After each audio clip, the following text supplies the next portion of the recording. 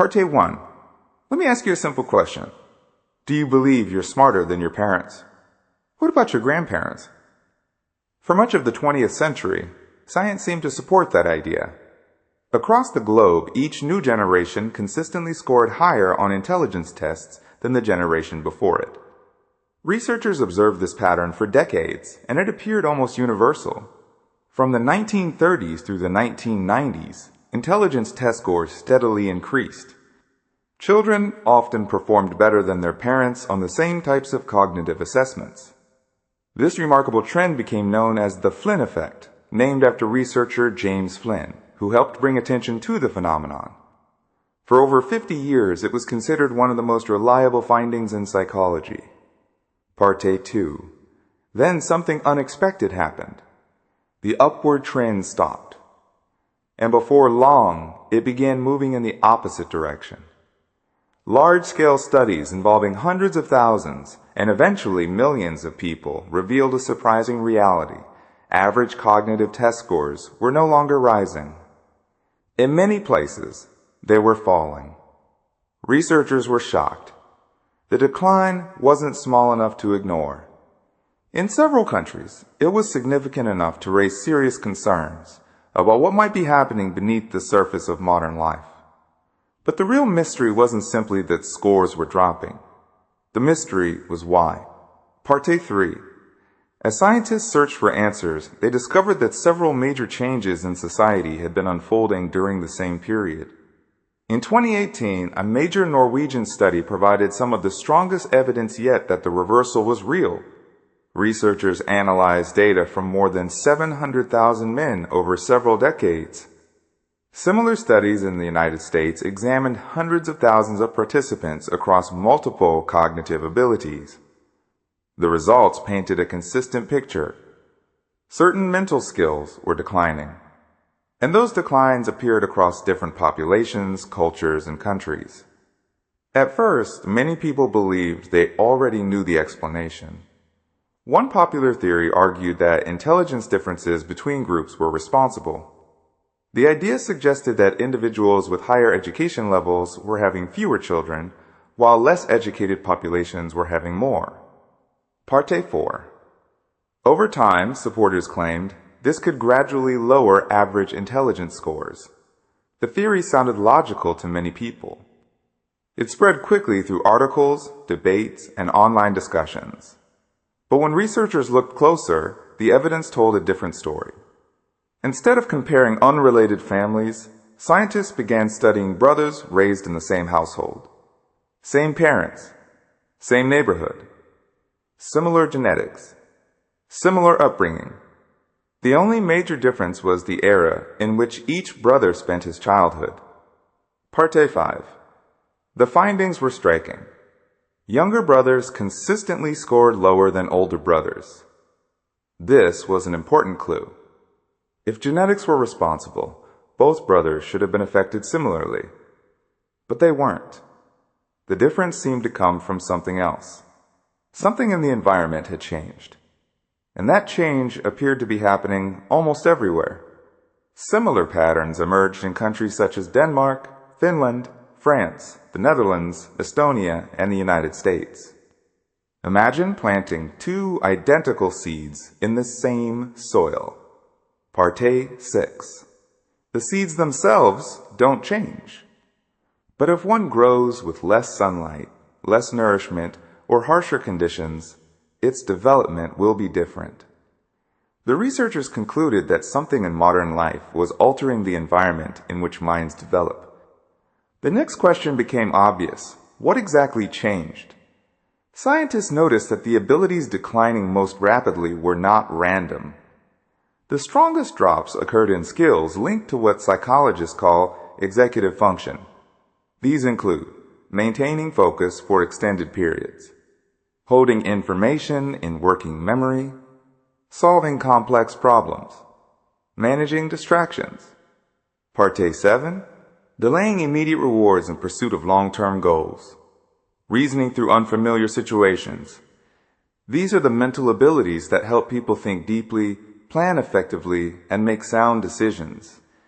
Researchers began to suspect that modern environments were providing fewer opportunities to strengthen these cognitive muscles. Why? Because executive function develops through repeated mental effort.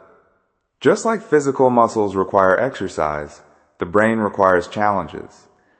One challenge that has become increasingly rare is something most people try to avoid: boredom. Not boredom in the casual sense, but the experience of remaining engaged with a difficult task when easier distractions are available. Part 8. Reading a long book.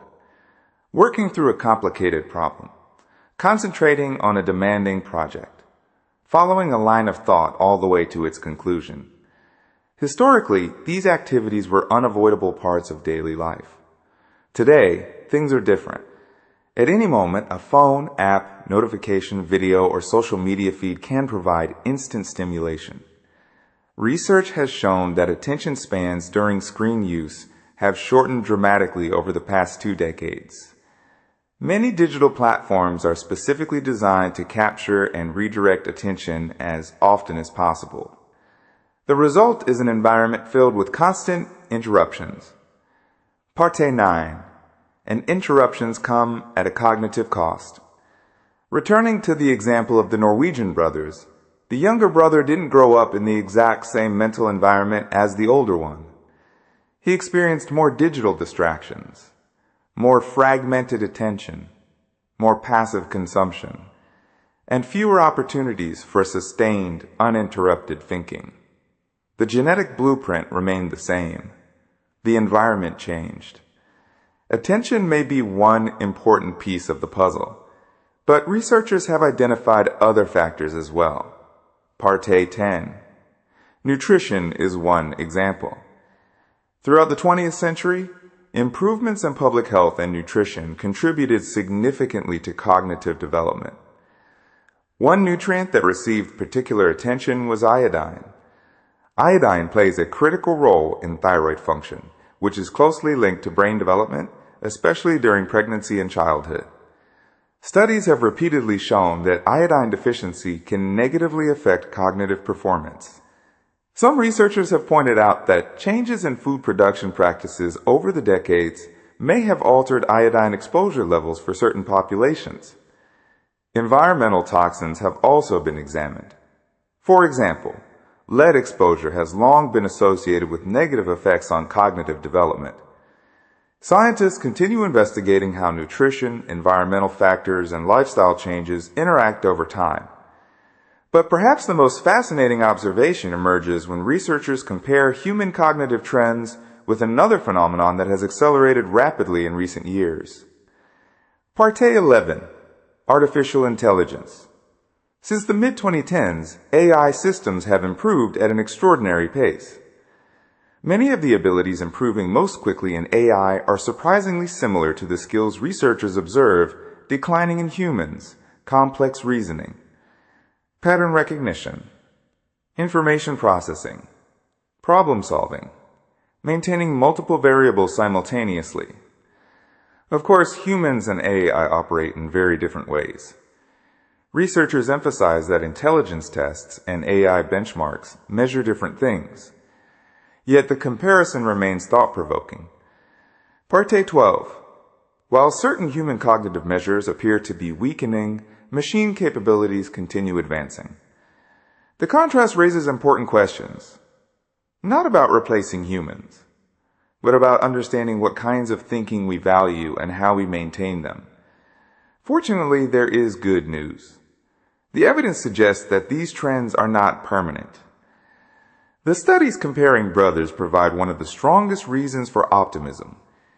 If environmental changes contributed to the decline, environmental improvements may help reverse it. In other words, this isn't destiny. It's adaptation. Part 13. The same brain that can be shaped by distraction can also be strengthened by focus. The same mind affected by modern habits can develop new ones. Scientists increasingly agree that cognitive abilities remain highly responsive to experience throughout life. The challenge is recognizing what influences them. For the first time in history, we can watch these trends unfold in real time. We have access to data previous generations never had. The question is no longer whether change is happening. The question is what we choose to do about it. Will future generations rebuild the habits that strengthen deep thinking? Or will the current trend continue? Parte 14. The answer may depend on the choices we make today.